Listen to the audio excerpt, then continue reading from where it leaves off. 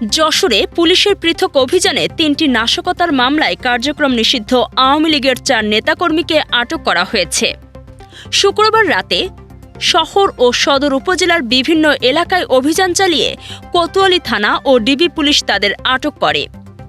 আটককৃতদের মধ্যে রয়েছেন সদর উপজেলার এরেন্দা বাজার এলাকা থেকে আওয়ামী লীগের দেওয়ারা ইউনিয়ন শাখার ৬ নম্বর ওয়ার্ড সাধারণ সম্পাদক সাইদুর রহমান খোকন ওরফে বাবু এবং শহরের ষষ্ঠীতলা পাড়া থেকে আওয়ামী লীগ কর্মী ফয়সাল হোসেন।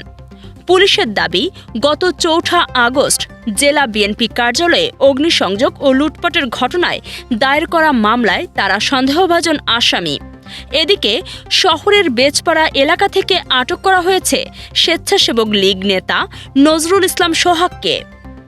১২ নভেম্বর উপশহর এলাকায় একটি বাসে অগ্নিসংযোগের ঘটনায় তার সম্পৃক্ততার অভিযোগ রয়েছে। এছাড়া নোয়াপাড়া ইউনিয়নের ৭ নম্বর ওয়ার্ড যুবলীগের সভাপতি শহীদুল ইসলামকেও নিজ বাড়ি থেকে আটক করেছে পুলিশ। তার বিরুদ্ধে যশোর মনিরামপুর সড়কে নাশকতার অভিযোগ রয়েছে। যশোরে আন্তজেলা মোটরসাইকেল চোর চক্রের ৫ সক্রিয় সদস্যকে আটক করেছে জেলা গোয়েন্দা শাখা। অভিযানে তাদের হেফাজত থেকে উদ্ধার করা হয়েছে একটি চোরাই মোটরসাইকেল ও চুরির কাজে ব্যবহৃত মাস্টার চাবি। আটককৃতদের মধ্যে ওহিদুল শেখের বিরুদ্ধে ১১টি, লিটন শেখের বিরুদ্ধে ১৫টি এবং কুদরত মোল্লার বিরুদ্ধে ৪টি সহ চক্রের অধিকাংশ সদস্যের বিরুদ্ধে একাধিক মামলা রয়েছে। তারা বাগেরহাট, মাগুরা ও নড়াইল জেলার বাসিন্দা। দীর্ঘ অনুসন্ধান শেষে তাদের বিভিন্ন জেলা থেকে আটক করা হয়। ডিবি পুলিশ জানায়, গত ৫ই ডিসেম্বর চাষড়া চেকপোস্ট এলাকার একটি মার্কেট থেকে ইয়ামাহা মোটরসাইকেল চুরির ঘটনা ঘটে। সিসিটিভি ফুটেজ বিশ্লেষণ ও তথ্য প্রযুক্তির সহায়তায় প্রথমে বাগেরহাট থেকে কুদরত মোল্লাকে আটক করা হয়।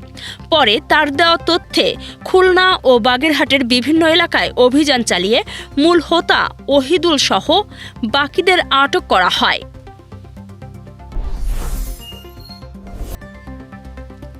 যশোর শহরের শঙ্করপুর এলাকায় দুর্বৃত্তদের গুলিতে আলমগীর হোসেন নামে এক বিএনপি নেতা নিহত হয়েছেন। শনিবার সন্ধ্যা ৭টার দিকে সাবেক কাউন্সিলর নয়নের অফিসের সামনে তাকে লক্ষ্য করে গুলি ছোড়ে অজ্ঞাতনামা একদল দুষ্কৃতকারী। নিহত আলমগীর পৌর বিএনপির ৭ নম্বর ওয়ার্ডের যুগ্ম সাধারণ সম্পাদক ছিলেন। তার মাথার বাম পাশে গুলিবিদ্ধ হলে অতিরিক্ত রক্তক্ষরণে হাসপাতালে নেওয়ার আগেই তার মৃত্যু হয়। হাসপাতালে নিহতের স্বজনদের সান্ত্বনা দিতে যান বিএনপি নেতা অনিন্দ ইসলাম অমিত। তিনি এই হত্যাকাণ্ডকে পরিকল্পিত উল্লেখ করে দোষীদের দ্রুত গ্রেফতার ও দৃষ্টান্তমূলক শাস্তির দাবি জানান। পরিস্থিতি নিয়ন্ত্রণে এলাকায় অতিরিক্ত পুলিশ মোতায়েন করা হয়েছে। পুলিশ জানিয়েছে, হত্যাকাণ্ডের রহস্য উন্মোচন ও জড়িতদের ধরতে অভিযান শুরু হয়েছে। ত্রয়োদশ সংসদ নির্বাচন উপলক্ষে যশোর ৫ ও ৬ আসনের মনোনয়নপত্র যাচাই বাছাই সম্পন্ন হয়েছে। শনিবার জেলা প্রশাসক ও রিটার্নিং কর্মকর্তা মোহাম্মদ আশেক হাসান ৭ প্রার্থীর মনোনয়ন বৈধ এবং ৬ জনের প্রার্থিতা বাতিল ঘোষণা করেন। যশোর ৫ মনিরামপুর আসনে বৈধ ঘোষণা করা হয়েছে বিএনপি জোটের রশিদ আহমদ, জামায়াতের গাজী এনামুল হক সহ ৪ জনের মনোনয়ন। অন্যদিকে ভোটার তালিকায় ত্রুটি ও অসম্পূর্ণ তথ্যের কারণে জাতীয় পার্টির এম এ হালিম সহ ৪ প্রার্থীর আবেদন বাতিল করা হয়।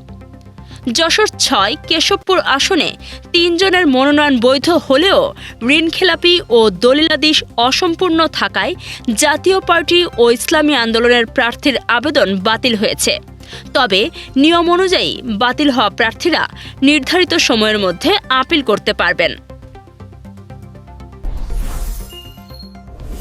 ইনকিলাব মঞ্চের মুখপাত্র শহীদ শরীফ ওসমান হাদি হত্যার বিচার ও খুনিদের গ্রেফতারের দাবিতে যশোরে মানববন্ধন কর্মসূচি পালিত হয়েছে।